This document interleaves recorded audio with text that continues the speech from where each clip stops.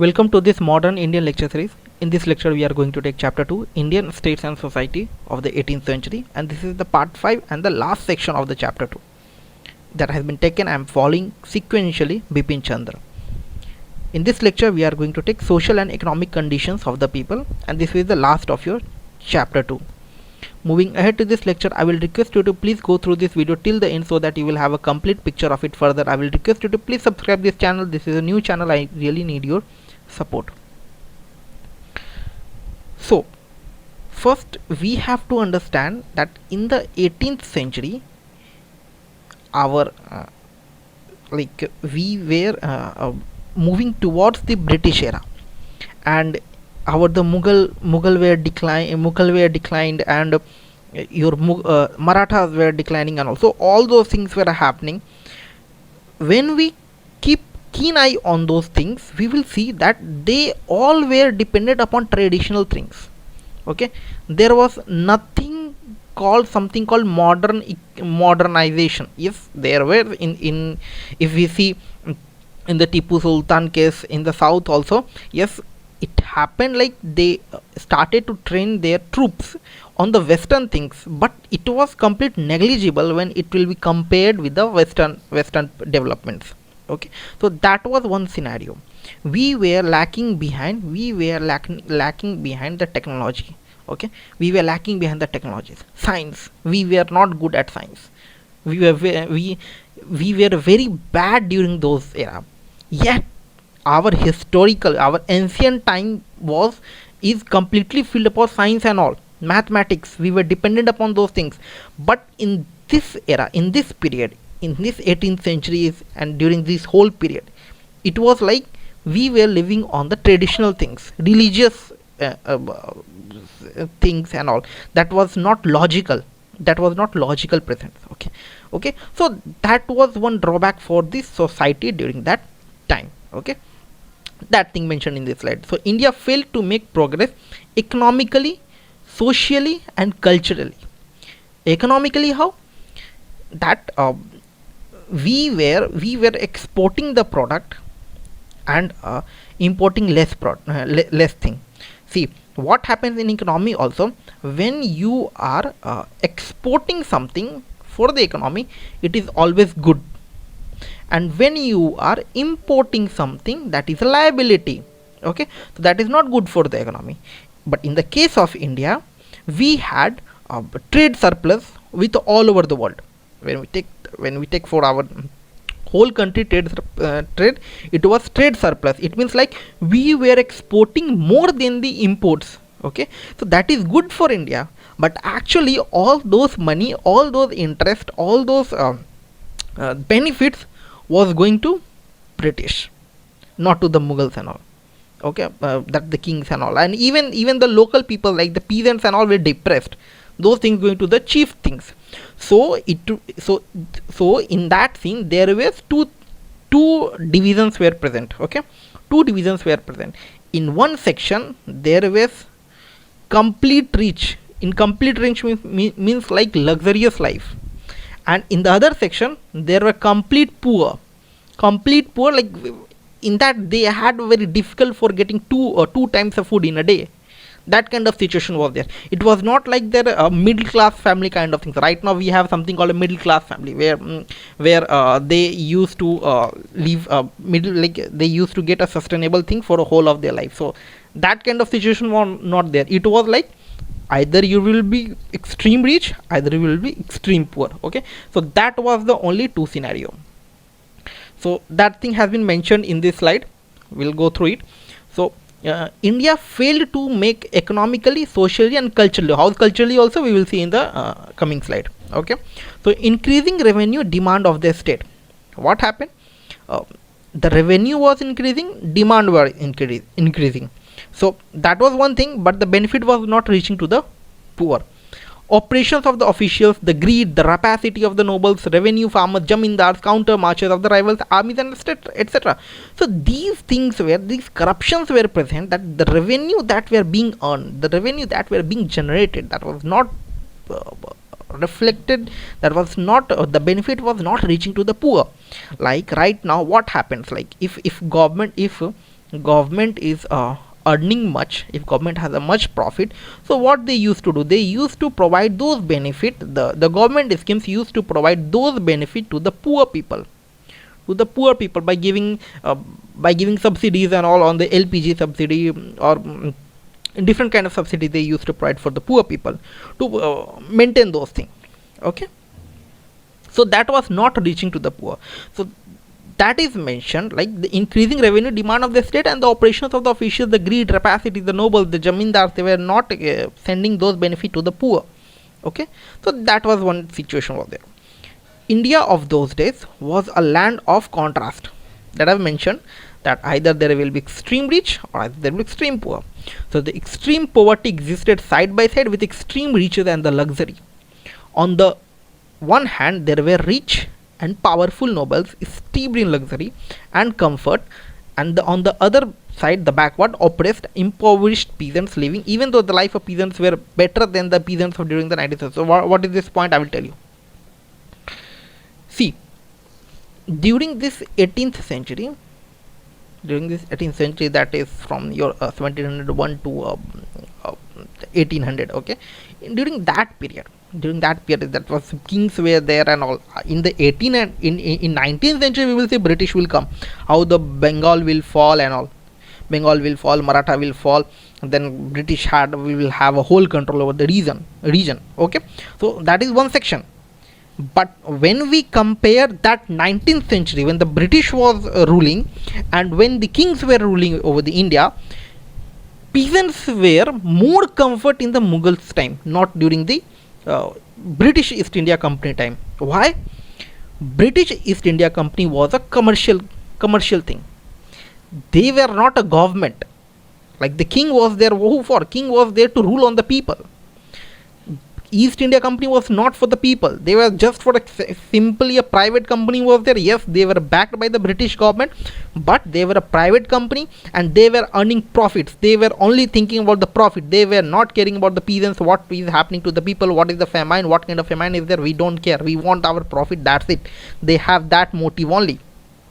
Okay, so that was one of the situation at that time. So the Indian agriculture during 18th century was technically backward and stagnant. That is one scenario we will discuss. So the peasants, the peasants was of this period of this 18th century were in better condition when we compared those peasants with the 19th century. Okay, that is the meaning of this sentence. So now the Indian agriculture during the 18th century was technically backward and stagnant. It's true. When we compare this 18th century time, we will see that the revolutions kind of things were emerging in the western sides. The technologies were emerging. The equipments of the agriculture were improved. But in case of India, they were following traditional thing. They were simply following traditional thing. And yes, it's true. Then also we were following the traditional thing. Then also India had a great profit. India has a very rich agriculture when it was compared with the western side. Why?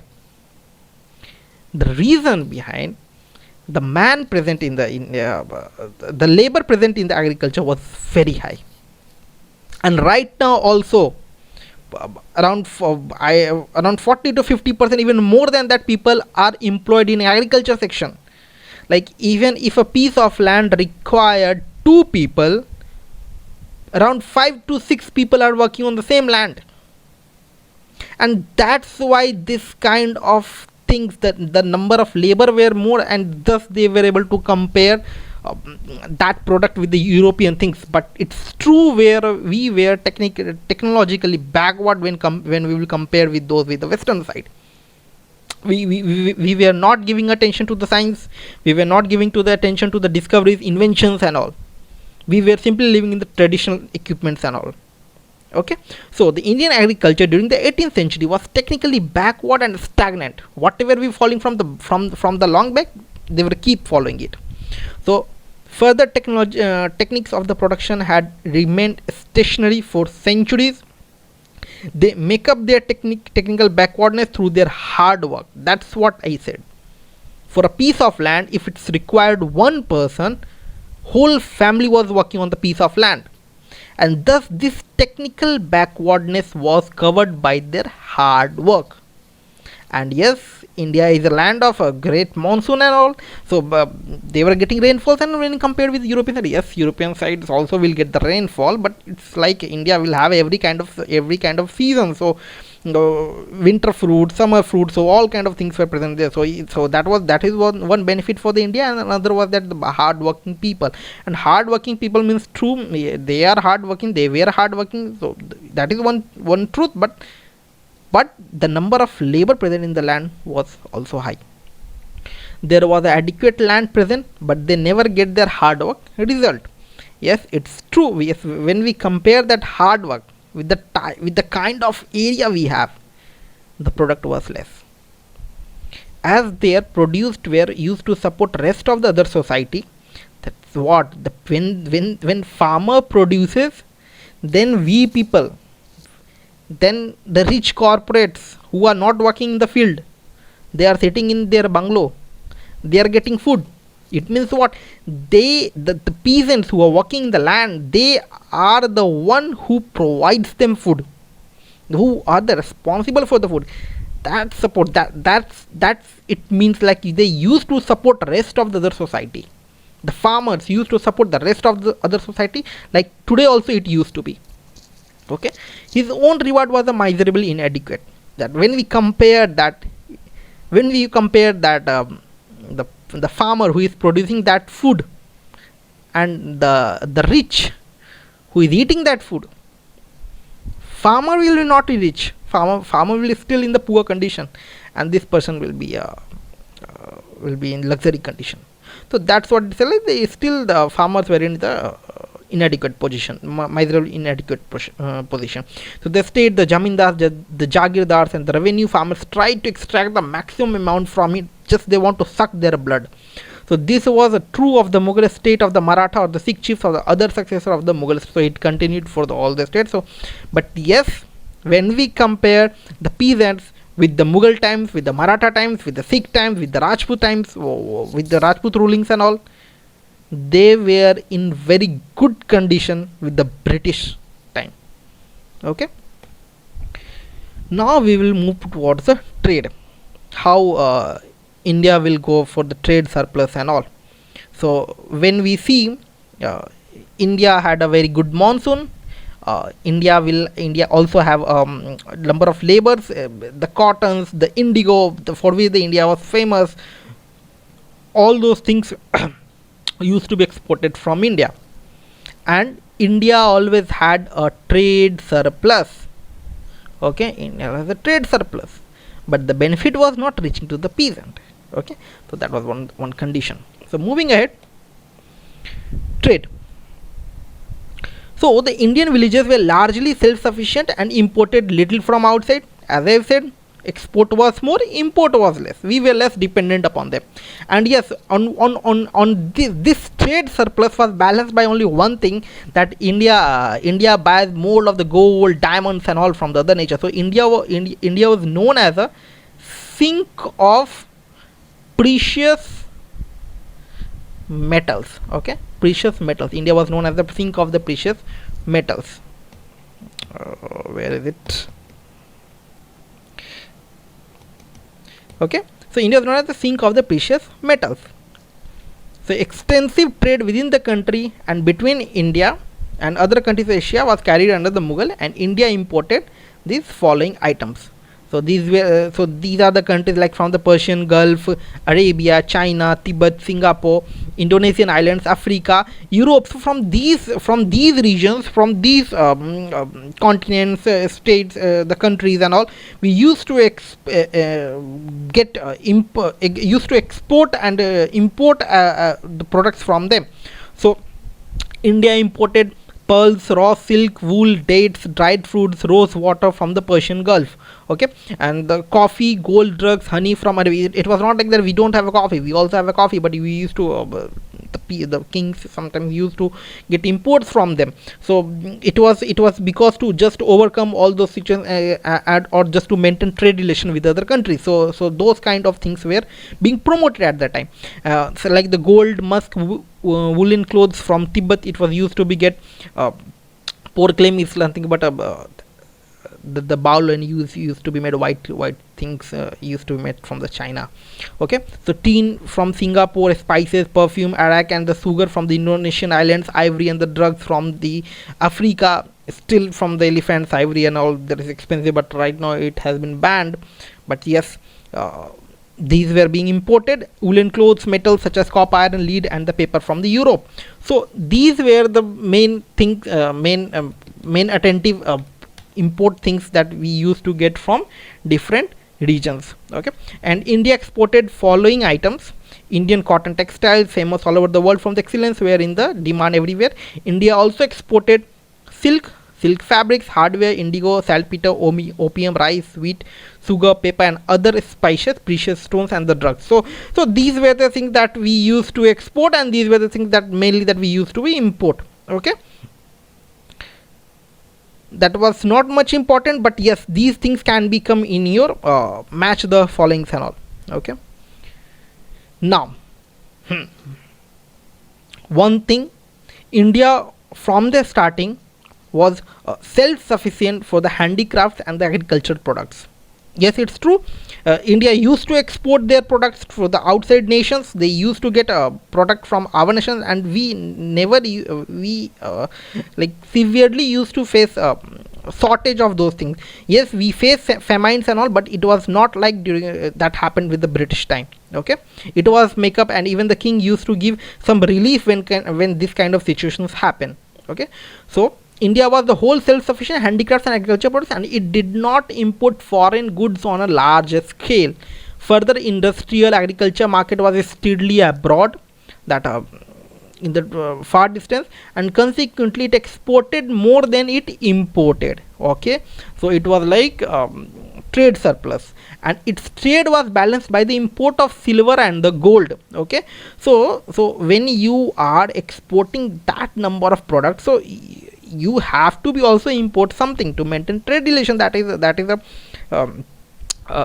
is logic for maintenance of good relation with the nation. So let us suppose if you are sending a ship from one nation to the another, and after that you will tell you have to send that ship back with nothing else. So it means what, the engine cost, the oil cost will be lost only. That will be of no benefit. So when you have to return something from that port, it means like you have to carry something from there also, and you have to buy and all those product, you have to sell those product in your nation. So that's how bilateral trade relations work.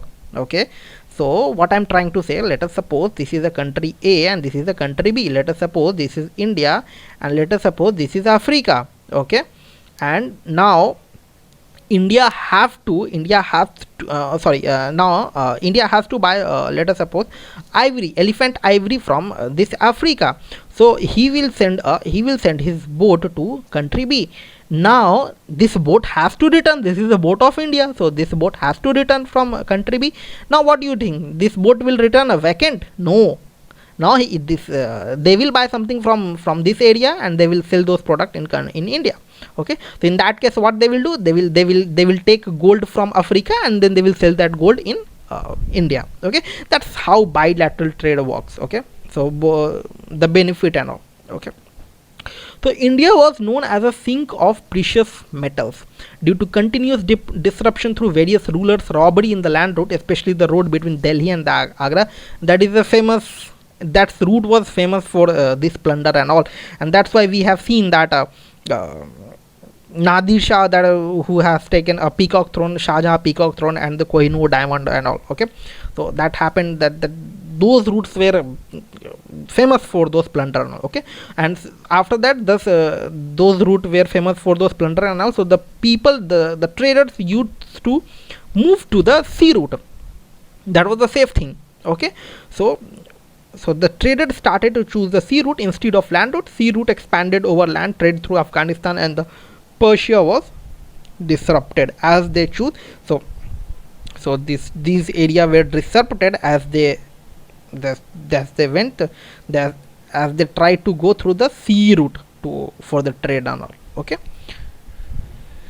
Yes, so sea route expanded and overland trade with Afghanistan and Persia was disrupted. So political factor also hurt trade, also adversely affected Arabian industries. Most prosperous cities were sacked or devastated. Few of them were Delhi was plundered by Nadir Shah, that we have seen. Lahore, Delhi and Mathura by Ahmad Shah Abdali, Ara by Jats, Surat and other cities of Gujarat Deccan by the Maratha chiefs, that we have already seen, and Sirhind by the Sikhs. Okay, so these things were a scenario of where the corruption and all used to go. Okay, now we will see manufacturing section. So what are the things we used to manufacture and the sell? Okay, so India, a land of extensive manufacturers. Okay, how?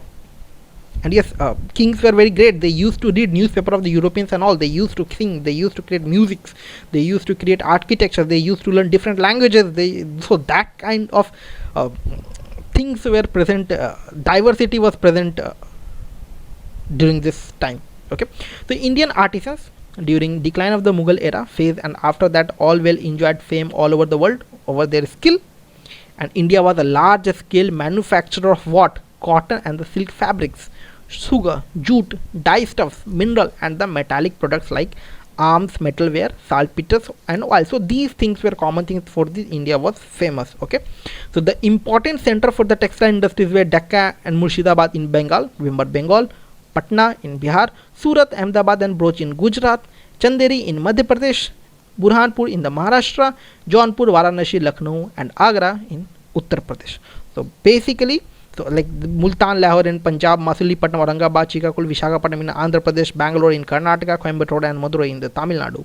Okay, so the basically you can see that all those whole regions, the north and the south were that were emerged for that induced in this manufacturing sector.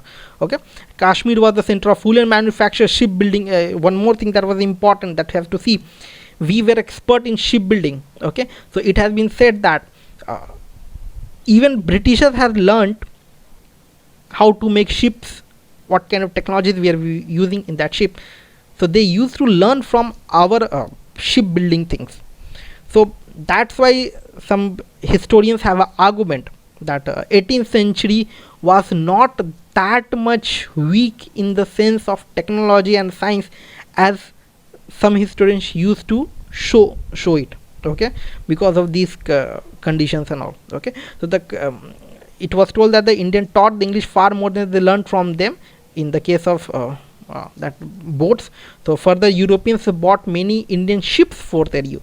So there is a disagreement and agreement between various historians that whether there was overall economic decline as a result of the decay of Mughal Empire and the rise of larger more autonomous state, or whether the trade and the agriculture handicraft production continue to grow in some parts of the country.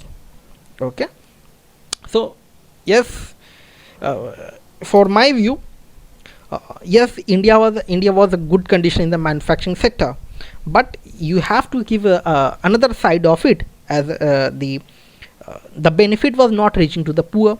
The person who is building it is not getting that benefit that the traders were getting benefits. And also if we see like Seth brothers and all, Jagat Seth brothers who were earning more, who had a control from the Mughals and all, they after that they had a connection with the British. So these bankers, the traders, they all were getting the benefits of those things, and these benefits are not reaching to the poor. They were using for the self-consumption, for the luxurious life. Okay, now we will see the education sector. What was the education?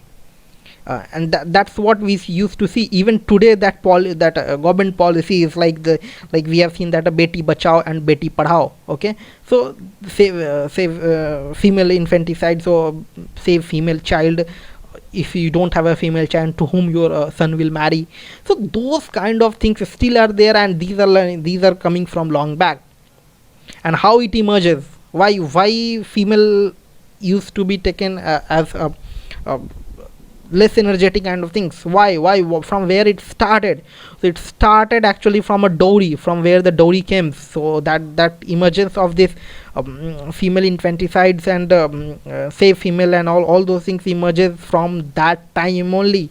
We'll see in the next slide that how it emerged. Okay, education education was not neglected completely in Indian century, 18th century. Yes, true, but it was neglected for female. And still, government is for teach girl child. There is some subsidies. There is some benefits if you are teaching girl child. Even if girls come topper, there is a separate price for her.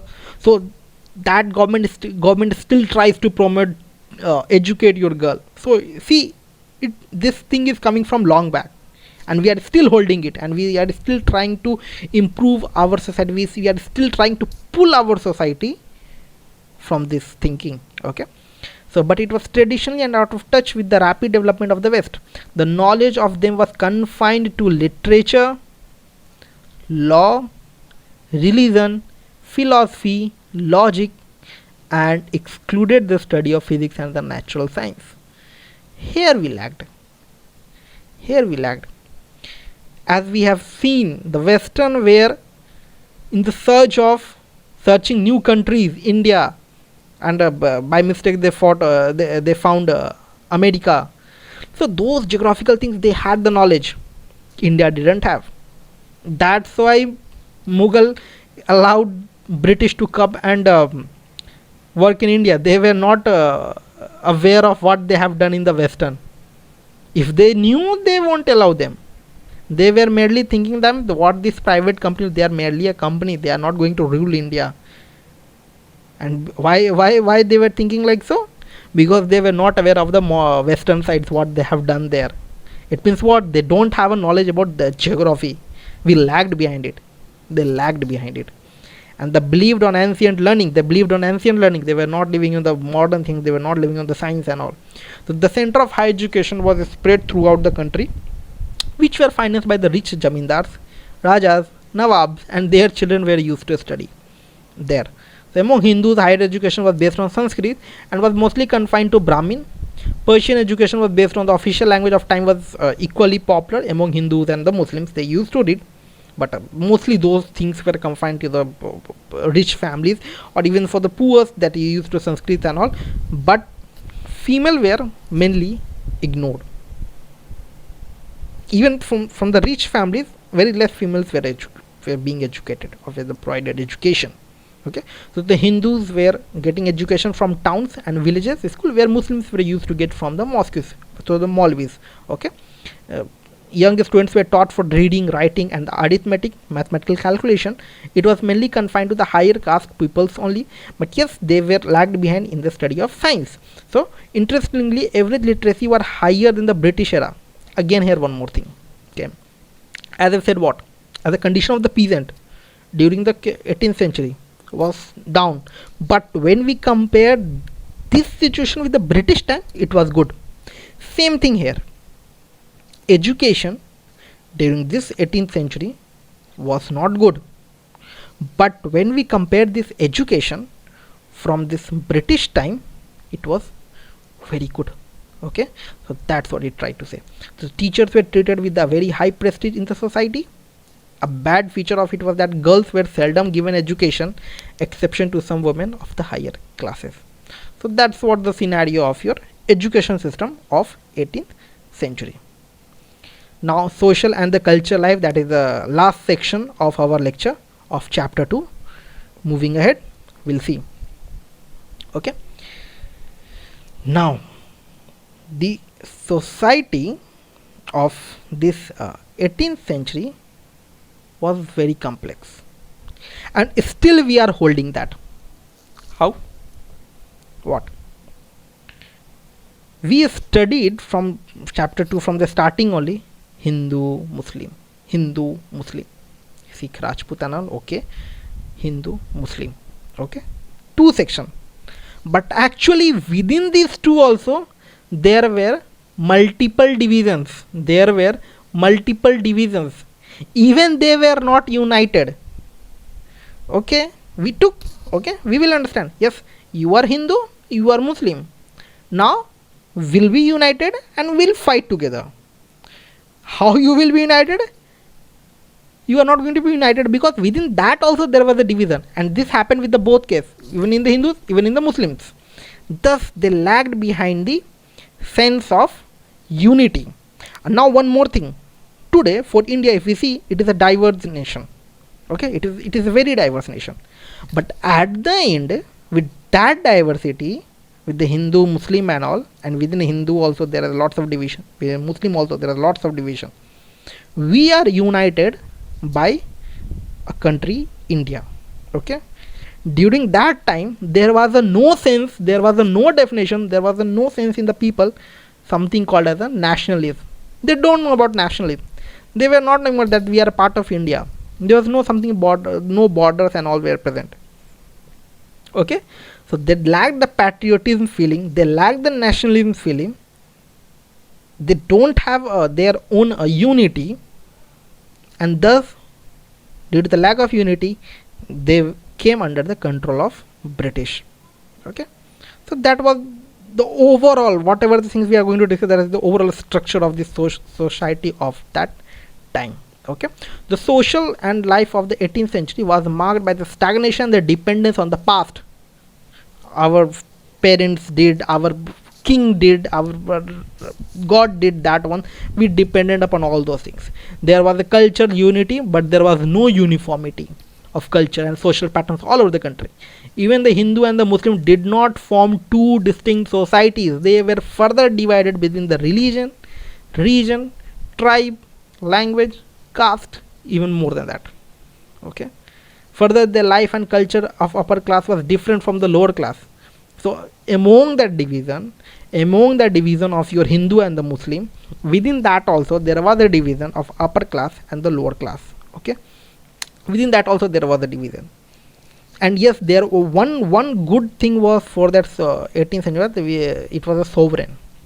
Okay, so sovereign in the sense like in the king rules, the selection of the people, the ruling of the people, the ministers that we used to choose for the officials and all, they were not based on the religion.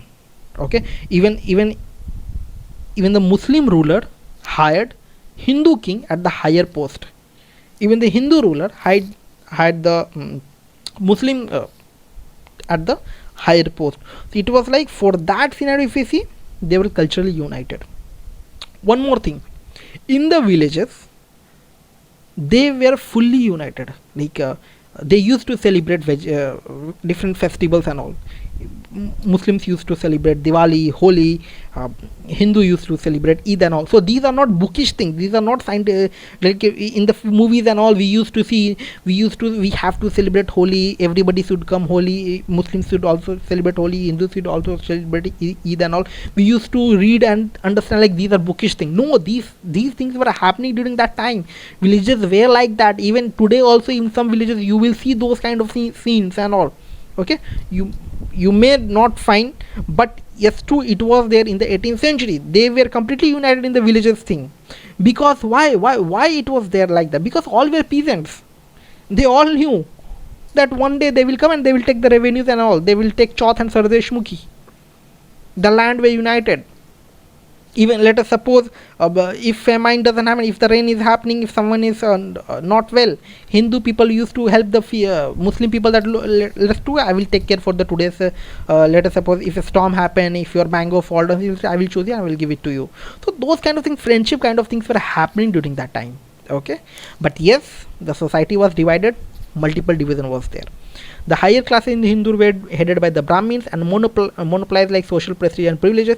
Inter-caste marriages, interdining among members of the different castes were forbidden. Untouchability was there. Caste often determined the professions, but exception occurred at the large scale, like the Brahmins used to go to trading and all. They used to do pujas and all, but no, they jumped into the tradings. Shudras achieved worldly class successful and the health and the wealth. It was possible to get high social status even for the lower caste by acquiring positions at the high officials, like the Holkar family if we see in the 18th century. Okay, all those things we will see. So Muslims were no less divided by consideration of the caste, race, tribe and status, even though their religion enjoyed social equality on them. So it is telling that their religions does not tell about those things, but then also they were divided. Okay, like in the Shia and the Sunni nobles. So logger on the account of the region differences, the Irani, Afghani, Turani and Hindustani Muslim often stood apart from one another. The Sharif Muslim looks down to the Ashlaf Muslims, similarly like higher and the lower caste in the Hindu.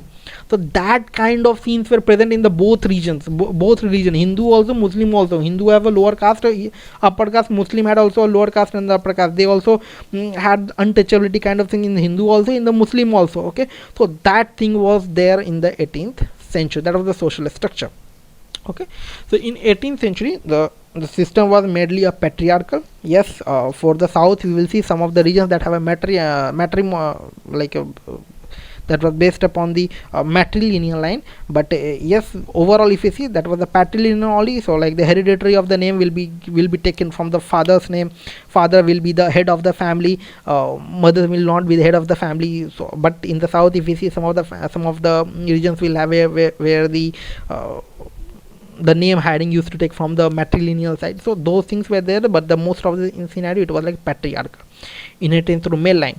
In Kerala, however, the some family among the Nayars was matrilineal. Women of this era were expected to live as mothers and the wives only, though in these roles they were shown a great deal and the respect and the honor. And during the war also, if they were captured, they were taken with a great dignity, with great respect. Okay, even today it happens, and that's why if we see in the army and all, still Supreme Court and the high court scenes were going like why the females are not hired for those things. So there was one controversial statement was given from the military side that yes, it's true, female are not that strong from compared with the male, and if they will be captured during the war, so many things will happen with them, many things can happen with them. So that kind of controversial statement was given through the military side as well. So those things are going in the court. So yes, this happened. Okay, so this was the thing, but generally during the war they were kept in with a great dignity and all. Okay, so even during a war and anarchy, women were seldom molested and were treated with great respect. So there were expectation in the rule as well. Ahilya Bai administered whole Indore with the great success from 1766 to 1796. That is your 18th century only. Many other Muslim and Hindu ladies played an important role in the 18th century politics, while women of upper classes were not supposed to work outside their homes. Peasants women they used to work in the field, but the upper class women were not allowed to go outside the home. Even in the villages you used to see that when the new girls come after the marriage, they do not allow them to go outside and all, and when they go, full ghungat should be there, your face should be hidden. So that kind of still is there. Okay, so outside the home, peasants women usually work in the field. Of women of the poorer class often work outside their homes to supplement the family income. The Parda system, that the ghungat and all, the Parda was common in the higher classes of north and the absent in the south. Oh no, that Parda system is different one. That if you want to see jharoka kind of things, and that Parda also, yes, if you see that Parda also mean that that ghungat and all. Okay, yes, you can take this as that statement. Boys and girls were not allowed to mix with each other. They were not allowed to play with them. Yes, in the child they were allowed, but actually they were not, because in the child also they were used to get married with the boy. So the child marriage was there. Okay, so marriages were arranged by the heads of the family. Like if it was there, grandfather in the child only, when they even before the birth of the child, they used to tell that my daughter will marry your son. Okay, and when they will grow up, they have to marry with that son also. So these kind of situations were there. So that was arranged by the head of the family, because why? Grandfather was the head, and he thought like before dying I should select who is going to marry my daughter. Okay, so that used to be done during that time. So the men were permitted to have more than one wife, but normally they don't used to be do. On the other hand, women were expected to marry once in a lifetime. Custom of early marriage was also prevalent, which led to the child marriage. Dowry was present in the upper class. It was widespread in Bengal, Rajputana, but curbed at some extent in the Maharashtra through some energetic steps taken by the Peshwa. Yes, through the Peshwa, the steps were taken during that in those things, in the dowry thing. So in the Rajput states also, it I think Raja Jai Singh and all, they took the keen steps for removal of the dowry and all, because it was like that was a burden on the lower caste, mainly that dowry system. Okay, so they don't like it, and further the system of sati and all, so they were completely against on it. So that's what it is mentioned. So it was mostly prevailed in the Rajputana, Bengal, and some northern regions. In south it was uncommon. So those things, that dowry and all, Maratha did not encourage it. Among non-Brahmins of Maharashtra, the Jats, people of hill regions of the north, widow remarriage was quite uncommon. Quite common for the south thing. Okay. One second. Brahmin, Jats, and the people of hill regions of the north. Okay, not the south. So like for the north, for the hilly areas and also Aravali ranges and also, it was like the widow remarriage was common thing.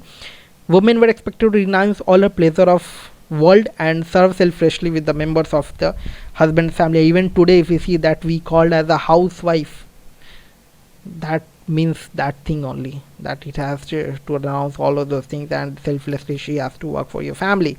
Okay, generally in the old scenario cases you will find this definition only. Okay, so the Raja Savai Jai Singh of Amber and Maratha General Parshuram Bhau tried to promote widow remarriage, but they failed, and we have discussed on when we were taking the lecture for them. Okay, so for the scenes of artisans and all, so they were emerging. So the culture, the language part, they were the people, the kings were learning from for the different regions. So what are the things we will see? So culturally present during this time, they were completely traditionalist. The only most rapid decline occurred precisely in the branches of which depend upon the patronage of the king, price, and the nobles. So it was like now the people stop depending upon the kings and all. Okay, such as Mughal architecture and painting, many of the Mughal painters migrated to provincial court and flourished at Hyderabad, Lucknow, Kashmir, and the Patna. So they moved ahead from that spots and they started to build from the based upon their own thinking. Okay, in the field of architecture, the Imambara of Lucknow reveals the proficiency in the technique but dependent on the architectural test. The city of Jaipur and its building are example of the continuing vigor that what I will say that your that sanitation things was very good for that area. Even today that sanitation is, they're famous for those things. Okay, so the music continued flourished in the 18th century both in the north and the south. For the south, yes, music was great high.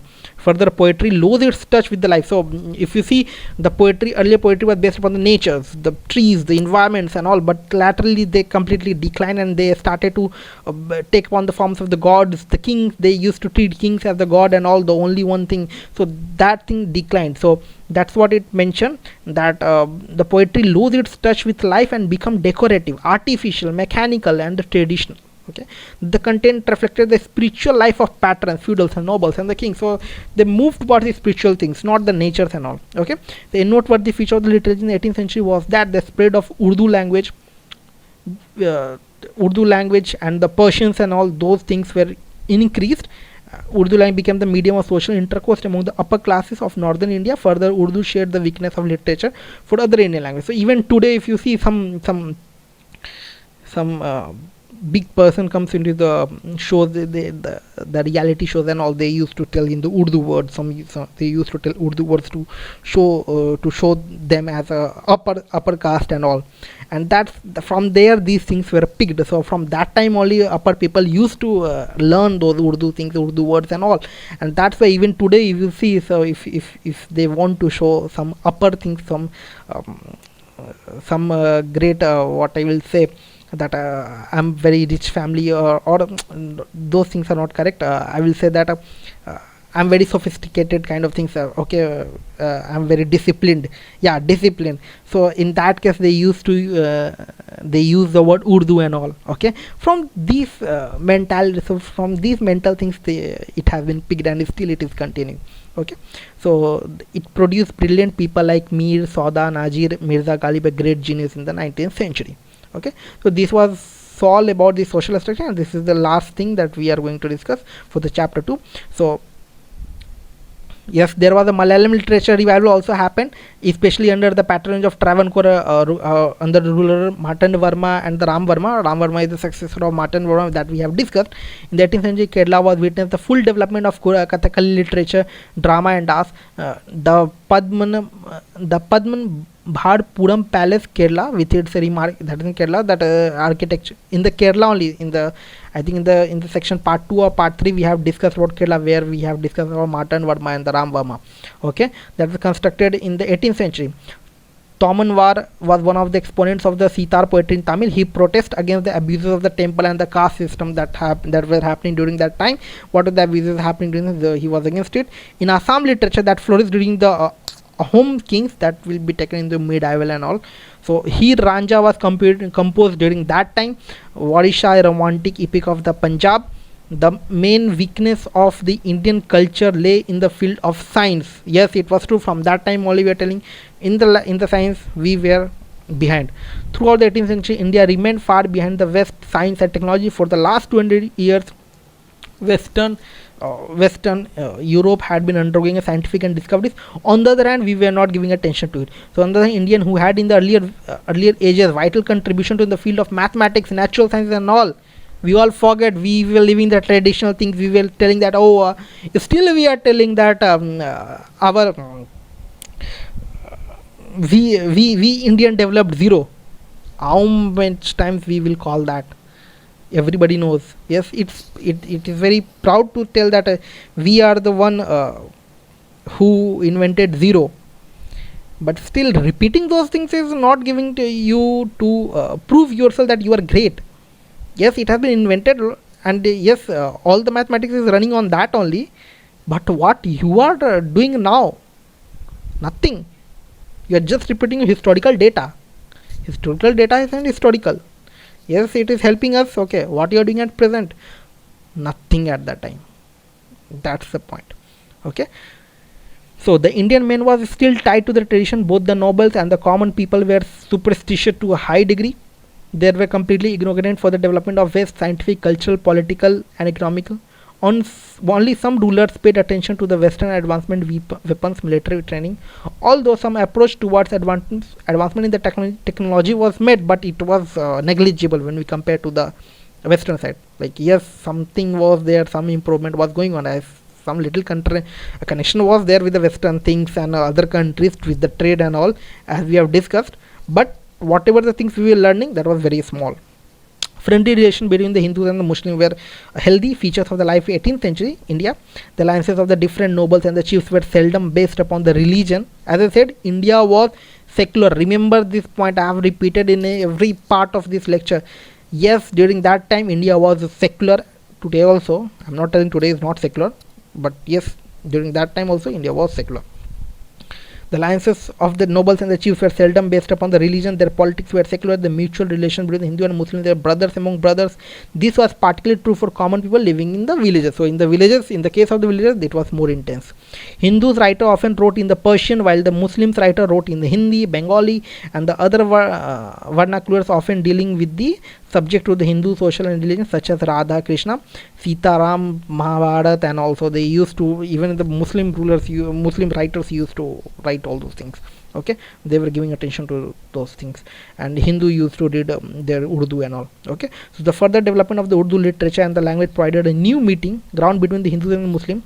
Bhakti movement in the Hindu, Sufism movement in the Muslims continued to grow. Raja Ram Mohan Rai, the greatest Indian first of the 19th century, was influenced and the equal measure by the Hindu and the Muslim philosophical and the religious system. He was also influenced during that time. Okay, so this was all about the chapter 2. I hope you have liked this video. Please like and subscribe. This is the new channel. I really need your support further. If you have any doubt, if you want any on-demand video lecture, please feel free to ping on my Twitter handle. Thank you.